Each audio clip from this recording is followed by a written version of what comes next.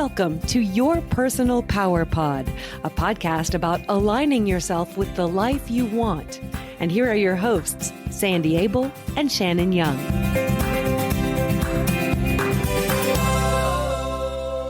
Hey, Shannon, what a crazy day already. Right? It's funny. We're supposed to be talking about stress and anxiety, and we're both already stressed out. Yes, we've had things breaking, and it's only 10 in the morning here, and all of our already things are falling apart around the house, and it's just crazy for both of us. So my washing machine Very broke this funny. morning. My new washing machine broke this morning. My new Oh, curtain rod geez. broke this morning, and I've only been up for 45 minutes. And you had some fun happen last night too. Oh, yes, we have this alarm system that's about 10 years old, and it woke us at 3:15 because one of the window sensors is old and tired and just thought it would freak out. And we've had two others do that in the last couple of weeks, and we're getting pretty annoyed with it. And they keep saying they can't come out to fix it till like the first week in November. And we're like, what? Wait, why do we have an alarm system if we can't use it? This is ridiculous. So, And there's no more fun way to wake up in the middle of the night than with your alarm system blaring at you. That's horrific. exactly. Right. The first time it did it, we were like all at Twitter that, oh my goodness, somebody's in the house. And the second time it was like, oh, geez. And last night it was like, doggone it. They need to stop this. And our concern is that it's like the boy who cried wolf. At some point, it may go off because somebody's actually breaking in, and we'll just go, those darn sensors, and not be prepared. So today we're going to talk about stress and anxiety, but first, there was something I wanted to cover. Last time we talked about boundaries, and there was one aspect of boundaries that I don't think we covered, but that is really important these days. Oh, go for it. These days, everybody's on all kinds of social media. And we talked about setting boundaries around yourself so other people can't take advantage of you and hurt you, and how to be clear with what your boundaries are and all that. But we did not, I don't think, look at setting boundaries for yourself on what you put out there in the world in social media. Oh, that's a good one. There are things in your life that are private, and you need to keep them private. I'm all about being open and honest and real and those things, and I do that.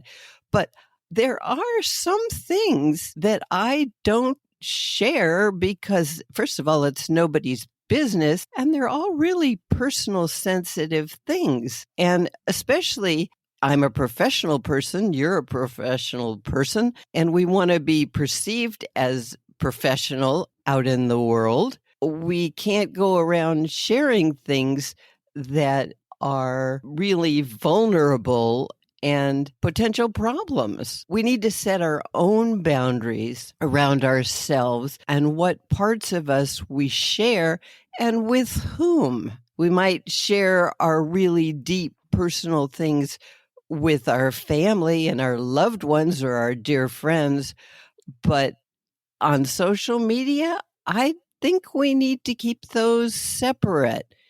And I'm afraid that a lot of people these days have gotten it confused and think all of their, quote, friends out there on social media need to hear their most personal stuff. And I think that's an important boundary for us to be aware of. I totally agree. I wonder frequently when I see friends who are having marital problems or problems with their kids, and they're just spilling all of it on social media. And I think if you ever had a chance to save your marriage or have a good relationship with your kid, you're blowing it now by humiliating these people or bad-mouthing them to the world. So I think you need to pay attention to, what you're hoping to accomplish, and then maybe come up with other ways to achieve that. Right, exactly. And that is personal and needs to stay personal and worked out with the people that are involved, not with the world. Anyway, that's an important boundary part that I don't think we covered. And it's really important. That's a boundary that's going to be a little bit different for everybody. I know for sure there are lots of people who have gone through something or are experienced something who have found a community online that helped them just by posting something on social media. But I think that's Right. a step that needs to be taken with a whole lot of caution. And it can certainly work out for you, but it can also certainly backfire. So just think before you post. Definitely. Right. And be aware if you have a particular social media group that is focused on whatever your issue is and it's just a post within that group, fine. But a general post to the world, please consider before you post. So, Yes, make things a little bit more boundaries. private. There we go. And if you don't, it might cause stress and anxiety. It's all connected. How was that for a transition? Yeah.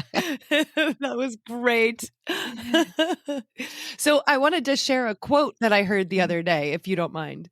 Oh, go. Go. I knew Yes. that we would be talking about this issue, and I was listening to an NPR interview, a fresh air interview, which I love. And it was a conversation with U.S. Poet Laureate Joy Harjo. And she wrote a memoir called Poet Warrior. And the interviewer was asking, how did you get to these beautiful poems from the pain that you experienced in your life? And her answer was, pain is an arrow, a compacted point. You can either use it against yourself or use it as a tool. And I thought, that's it. Because we all experience stress. And we all go through bad times, and everybody has some kind of pain, whether you can see it in their life or not. And so pain isn't really the problem. It's what you do with it that is the problem. Yeah, exactly. Exactly. And a lot of people think that stress and anxiety are the same thing, but they're really not. Oh, talk about that. Stress is your body's response to anything that requires attention or action, like our alarm going off this morning.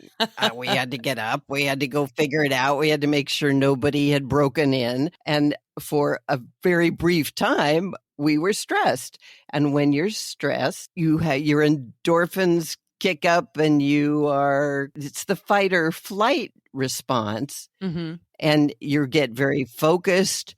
And actually, that can be a good thing because that's why humans have survived so long, is because they can react quickly because of stress. When something comes along, they go, oh, this is happening and we need to do something and this is what we're going to do. And you do it. And that's kept us alive for eons. Mm-hmm. Stress can be a good thing, but it also can be a negative thing. If you hold on to it, if you continue it, like with us last night with our alarm system, it was really scary and stressful for about half an hour until we figured out what was going on and that nobody had broken in and that it was the alarm system. And then we had to figure out how to turn it off. And that was stressful. Mm-hmm. But then we let it go. And that is something that people forget to do, is to let it go. You have to pay attention. I think in our world today, there's so much information in our daily lives. I read somewhere, and I'm going to get this completely wrong, but the concept is the same. We're bombarded by multiple times more pieces of information in a day than people used to be in an entire lifetime back in the early 1900s, just by virtue of the fact that we can have access to that much more information thanks to computers and the internet and all that. And that in and of itself causes stress. So I think we get used to living with a certain level of stress that we don't even recognize anymore until it finally gets over the top and we start redlining and we think, oh, I'm really stressed. But by that point, there's so much going on that it's almost a challenge to kind of focus on, okay, what's causing this problem? Because so many things are contributing to it. And sometimes just the fact of those things is what's stressful. When you've got the kids Right. and the dog and the husband and the house and things are breaking and a job and things aren't going well there, or it's a challenge. And sometimes just the fact of all those things occurring in your life at the same time is stressful, even when all of them are good. Right. Well, and there is positive stress. Yes, there is positive stress. So I've had people ask me before, like, well, how do I know? I mean, I know there's something going on in my life that's stressing me out, but how do I know exactly what it is? And I think getting back to the definition of stress, which is your body's response, start paying attention to how you're physically reacting to things. Are you feeling your muscles Right. tighten up? Are you feeling your stomach start to turn? Is your head starting to hurt? Like, this is your body going, hey, pay attention to this. Right. Exactly. And there again, it can be a good thing short term. You have to pay attention to your thoughts also. What are you thinking that is creating all of this? Ooh, I that's big. keep going back to the alarm guy thing that happened last night, but that's a great example. When we first woke up, it was like, oh my gosh, what if somebody's in the house? What are we going to do? My husband jumps up, pulls on a pair of pants and, runs out. And it's all the thoughts that go with that. And this time it wasn't nearly as exaggerated. Our thoughts were different than the first time the alarm went off because we had experience. It was like, oh yeah, it's that stupid sensor again. And so our thoughts were different. So our level of stress was different. Mm-hmm. And if we pay attention to our thought, it will lower our level of stress. Yep, exactly. And sometimes that takes taking a longer view of things. It's very easy to sit in the middle of what's going on in your life and just feel it swirling around you. And it makes it really hard to see the bigger picture. But if you can get out of it a little bit and look at it, I had this experience the other day when I was driving away from my house. I mean, I own a home and things happen in a home that need to be fixed. Right. And it's not like everything is trashed, but there are things that I really would like to get taken care of. And sometimes that's too much. Like I've been waiting for certain things to get fixed or to be able to afford to get certain things done for a long time. And sometimes that's all I see. And as I was driving away from the house the other day, I took a look back and just seeing it from half a block away with the beautiful tree that hangs over the house and this lovely little piece of land. And like I saw it differently and it made me kind of go, oh, right. Things are okay. Yes. Excellent. And what happened to your stress level? It went way down instantly. I mean, I noticed that I started to breathe easier and I'm like, yeah, I'd love to get some new patio roof materials, But in the meantime, I still have this sweet little place, Yes. It just took a little distance. That's beautiful. What a great example. And it's all about our thoughts. I have a couple of cool quotes I like about this. Tony Robbins said, it's not the events of our life that shape us, but our beliefs as to what those events mean. And that's just what you were saying. You looked at your house from a different perspective and went, oh, wow, I'm very fortunate. This is beautiful. I'm really happy with this instead of, gee, I need to fix the roof. I love that. And I have another great Winston Churchill quote. He says, when I look back on all these worries, I remember the story of the old man who said on his deathbed that he had had a lot of trouble in his life, most of which had never happened. Oh, wow. That's awesome. Yeah. And that brings us to worries, because when people worry, when we have stress and we deal with it, we get a hold of the thoughts, we deal with the situation, we can let go of the stress. And worry is when we hold on to all that negativity. It's persistent, excessive worries that don't go away, even in the absence of stress. A lot of people worry, which is a red flag emotion. It's one of those things that lets you know something is not right and it needs to be dealt with, or your thoughts are not right and need to be dealt with. But then you need to put the flag down. And when you find yourself just worrying, it becomes very destructive. And it's a big fat waste of time and energy. When I was growing up, you used to tell me that worry was like a rocking chair. It gave you something to do, but it didn't get you anywhere. Wow, I was really wise, wasn't I?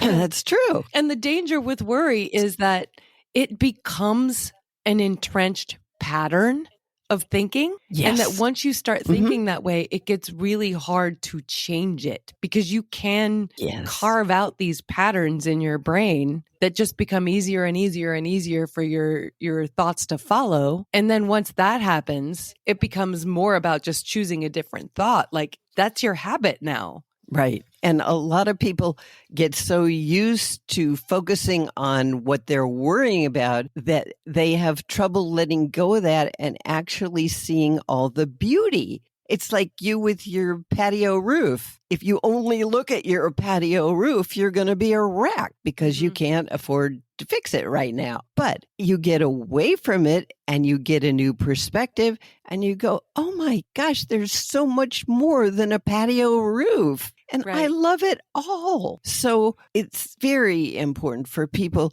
to be aware of what they worry about. If they can fix it, do something about it. If they can't, put the flag down and let it go.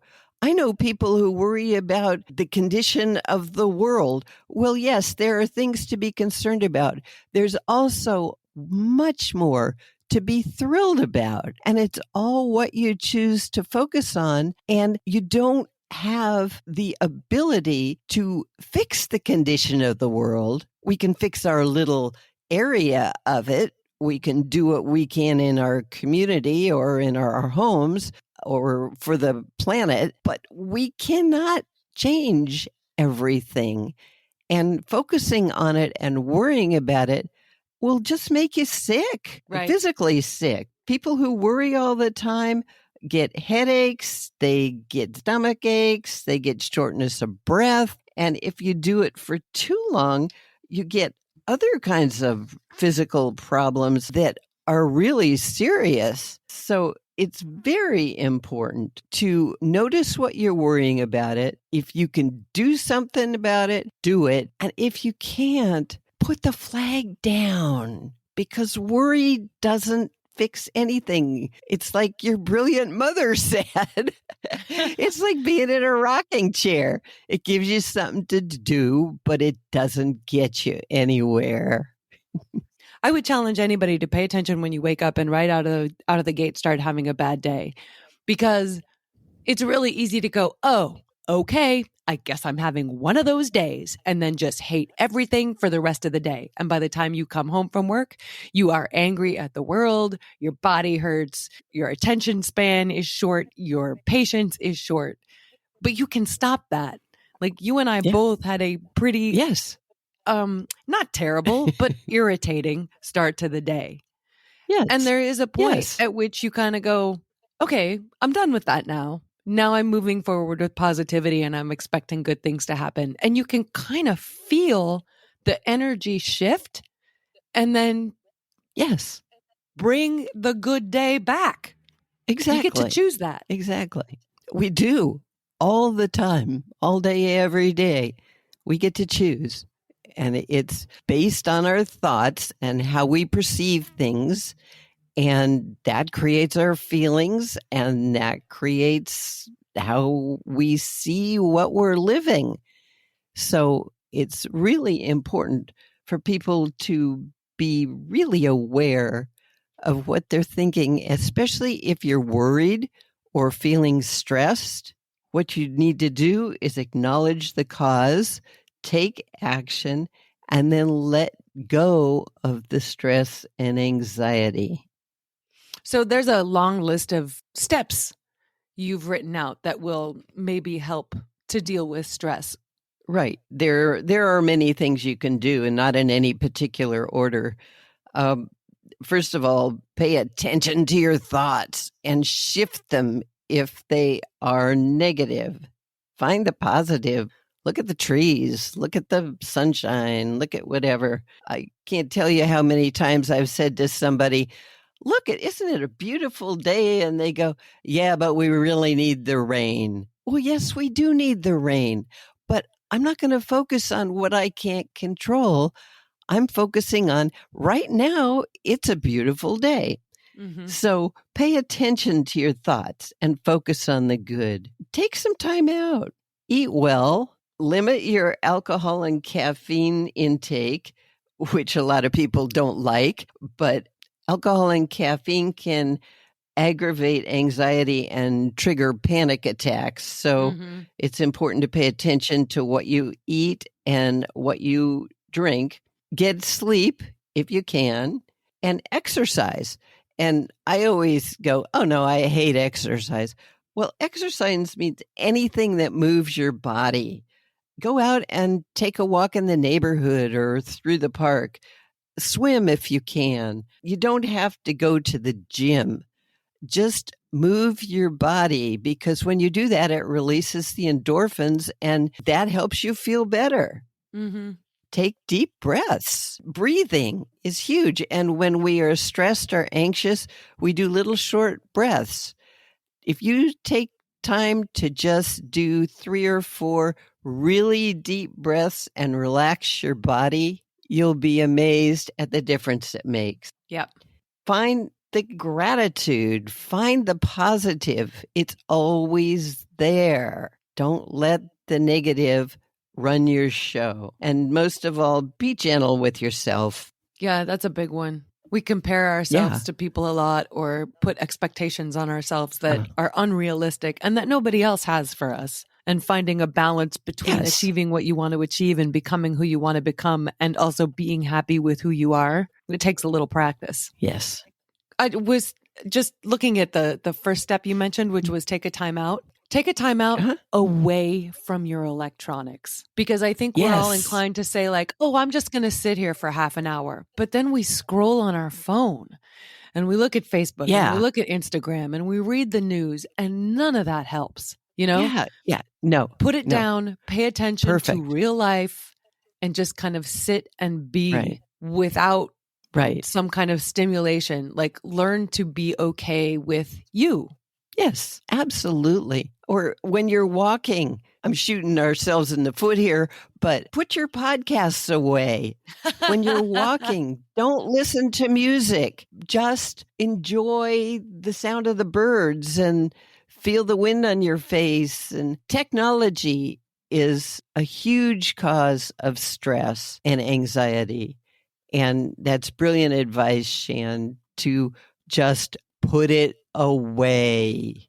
It just takes you out of the moment. And so you may be thinking, oh, I'm just sitting here at the beach. You know, how come I feel so stressed? Well, if you're sitting there at the beach and you're reading about the news, or you're seeing everybody's beautifully painted life online, which is all fake, that's not the same thing as being in the moment. No. Being in the moment is putting that away. And if you're at the beach, enjoying the sand and the water and the wind on your face and all those things that are in the moment. The physical sensations. That's part of paying attention to what's going on with your body too. Physical sensations. Absolutely. Yes. Well, this is great.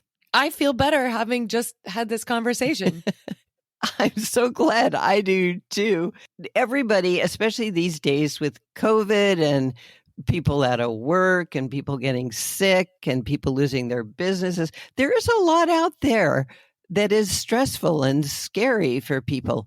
And we have to be aware of what we're thinking, what we're focusing on, and do what we can to deal with this stress and let it go. And don't worry, because it's a waste and it gets you nowhere. Wise words. So until next time, Shan. Be gentle with yourself, Sandy. It's always fun to talk to you, and you be gentle with yourself, and all of our listeners, be gentle with yourself. Thanks, Sandy. And find the good. And we'll talk to you again soon. Bye-bye. Thanks. Bye-bye.